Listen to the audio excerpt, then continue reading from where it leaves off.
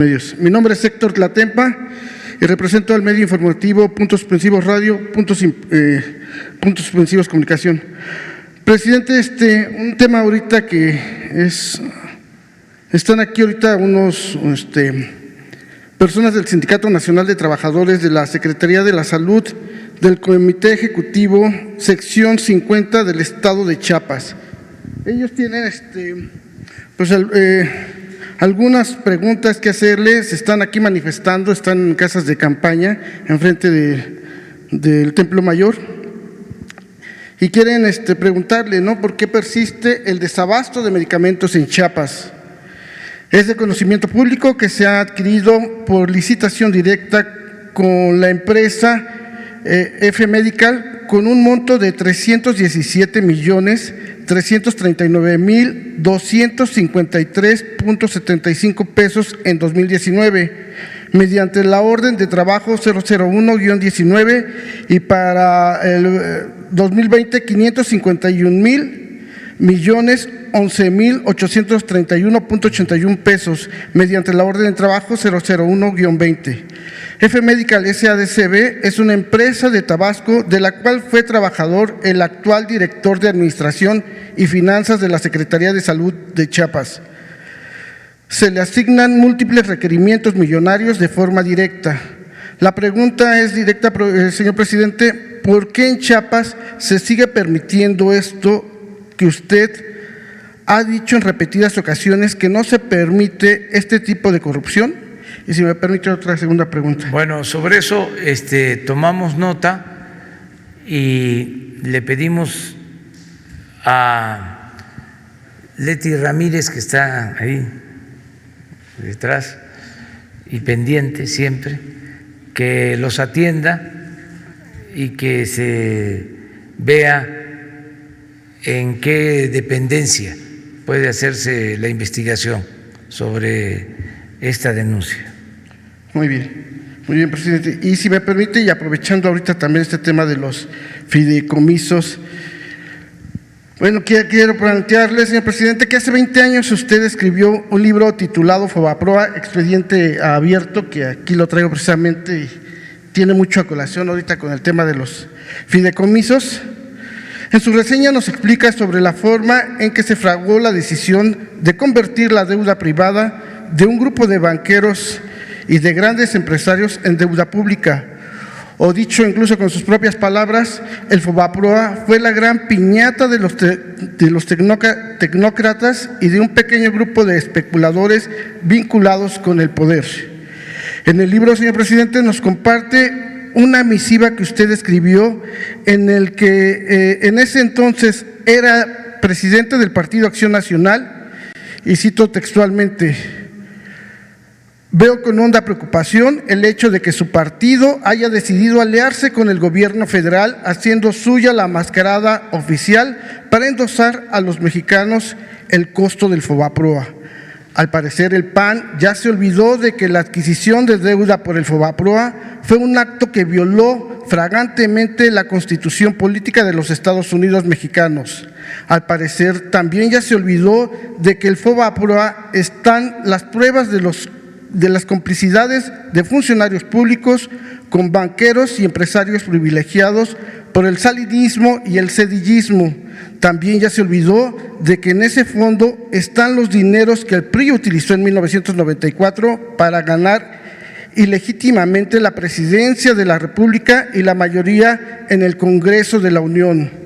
Nosotros no coincidimos en nada, absolutamente en nada, con la propuesta del gobierno ni con la del PAN, donde lo único diferente es que se reordenan los factores para no alterar el valor del producto, y que es cargar a los mexicanos el adeudo de 552,000 millones de pesos, más los intereses acumulados a la fecha. Presidente, y ahí usted termina diciendo: aún es tiempo de que usted y su partido recapaciten, ciudadano presidente. Se lo está diciendo a Felipe Calderón. Este país seguirá navegando en la corrupción y la impunidad mientras los gobiernos priistas tengan aliados que suscriban sus abusos. Señor presidente, en el cierre de este capítulo, usted menciona que era evidente que la negociación estaba en otra parte, en las alturas, en las cúpulas del poder político y financiero de México. En ese momento, su impresión es que Felipe Calderón lo hicieron a un lado y entraron Diego y Fox para amarrar todo con el gobierno, incluida incluso la represalia contra el gobierno del Distrito Federal, encabezada en ese entonces por el ingeniero Cuauhtémoc Cárdenas. Bueno, y en este contexto de las cosas, señor presidente, hubo varios temas importantes que usted incluso logró, que ayudó. Por ejemplo, se logró el primer plebiscito, la primera consulta, en donde más de 3.5 millones de personas participamos para negarnos pues a este endeudamiento. También otro tema que usted ahí demandó y que puso ahí en tela de juicio para que se investigara es lo relacionado con esta empresa de jugos del Valle, y en donde estuvo como abogado pues el ya conocido, o que se conoce como la Ardilla. Usted sabe de quién se habla, pues. Entonces, en ese contexto, señor presidente, y ahorita con lo que usted nos dice, sería bueno que usted nos pudiera decir qué se va a hacer con pues esta deuda. Nosotros vamos a seguirlo pagando, al parecer todavía durante 50 años. Sé que usted ya ha mencionado, ya ha hablado del tema en diferentes ocasiones aquí en la mañanera, pero sí nos gustaría saber legalmente qué se puede hacer, se va a poder reducir estas deudas y pues qué destino tenemos nosotros y nuestros hijos para el asunto del FOBAPROA. Es todo, presidente. Gracias. Sí, pues ya es conocido, ¿no? En aquel entonces nosotros nos opusimos a que se convirtieran las deudas privadas en deuda pública, como está escrito. Esto fue en 1998 para los jóvenes, recordarles. Y en el principio el PAN mantenía una postura distante del gobierno, pero todo era fingido. Terminaron, como siempre, poniéndose de acuerdo, arriba. Y en diciembre del 98 votaron priistas y panistas por convertir las deudas privadas en deuda pública, el FOBAPROA.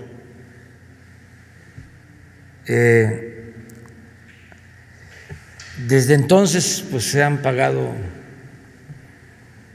yo calculo que como el doble de la deuda original, solo en intereses. Estamos hablando de más de 2 billones de pesos. Y en efecto, para terminar de pagar esa deuda, porque todavía se debe alrededor de otro billón de pesos, se va a terminar de saldar hasta dentro de 50 años. Año con año hay que destinar alrededor de 40,000 millones de pesos solo para pagar intereses de esa deuda. El asunto es que ya a estas alturas legalmente no hay ninguna posibilidad de revertir esa decisión que le costó mucho al pueblo de México y va a seguir costando, desgraciadamente. Entonces, lo que tenemos que hacer es no volver a lo mismo. Todo esto que sirva pues para los que quieren que regrese el régimen corrupto de protección a minorías. a costa del sufrimiento del pueblo. Eso es un ejemplo claro. Yo diría sí, que regresen, pero lo que se robaron. Entonces, esa es la explicación. No regresar a eso, no volver a eso. Ahora con la crisis de la pandemia, con la crisis financiera, querían que rescatáramos también a los de arriba, con dinero del presupuesto. Nos pedían que hasta nos endeudáramos, que teníamos posibilidad de conseguir deuda. Y así lo hicieron en otros países, cometieron ese error. Y se les cayó la economía, no hay recuperación en cuanto al crecimiento y se endeudaron por apoyar a las corporaciones. ¿Nosotros qué hicimos? Pues apoyamos abajo, de abajo hacia arriba, a la gente más necesitada. Se fortaleció el consumo popular, que la gente no dejara de tener lo básico. Y así estamos enfrentando esta crisis. Entonces sí hay cambios, sí somos distintos. Ahora, en el caso de los fideicomisos, lo mismo. ¿Quiénes se juntan? ¿Y qué están pensando hacia adelante? Pues unirse en contra de nosotros. No lo pudieron hacer en el 18, pero lo intentaron. Yo tengo información de que primero querían que declinara el candidato del PRI para que todos apoyaran al candidato del PAN, hacer un frente. El propósito era que nosotros no llegáramos. Luego, en la desesperación, propusieron de que el que declinara fuese el del PAN, en favor del PRI. Bueno, les voy a decir algo. Hasta le propusieron a Carlos Slim que fuese candidato de unidad. No se van a quejar, es nota. Los grupos estos que mandaban, los que se sentían dueños de México. Entonces, cuando sale el frena 1, frena 2, frena 3, pues es lo mismo. Cuando salen los intelectuales orgánicos diciendo hay que regresar a los equilibrios, cuidado con el autoritarismo, pues es que ellos eran los que mandaban y se quedaban con el presupuesto. El gobierno era un comité al servicio de una minoría rapaz. Ahora el gobierno es del pueblo, para el pueblo, con el pueblo. Estoy siguiendo el consejo de aquel anciano respetable, sabio, migrante de San Quintín, Baja California, que me dijo en campaña, ya casi al cierre, terminando un mitin, se me acercó y me dijo: Así como el presidente Juárez separó al poder de la Iglesia, del poder público, porque a Dios lo que es de Dios y a César lo que es del César, ahora, licenciado, lo que se necesita es separar al poder económico del poder político y que el gobierno represente a todos, a ricos y a pobres. Esa sabia lección es la que estamos llevando a cabo. Esto no significa pelearnos con los empresarios, no, ellos son muy importantes para el desarrollo del país. El que, lo he dicho muchas veces, invierte, genera empleos, contribuye porque paga sus impuestos, merece apoyo, merece respeto. Nosotros estamos en contra de la riqueza malavida, estamos en contra de la corrupción y siempre he sostenido también que no todo el que tiene es malvado. Hay quienes con esfuerzo, con trabajo, de conformidad con la ley, logran un patrimonio, hay que respetarlos. Pero hay quienes de la noche a la mañana se hacen inmensamente ricos al amparo del poder público, robándose, porque no hay otra palabra, no hay otro término, lo que es de todos, porque el presupuesto es del campesino que va por su leña al monte para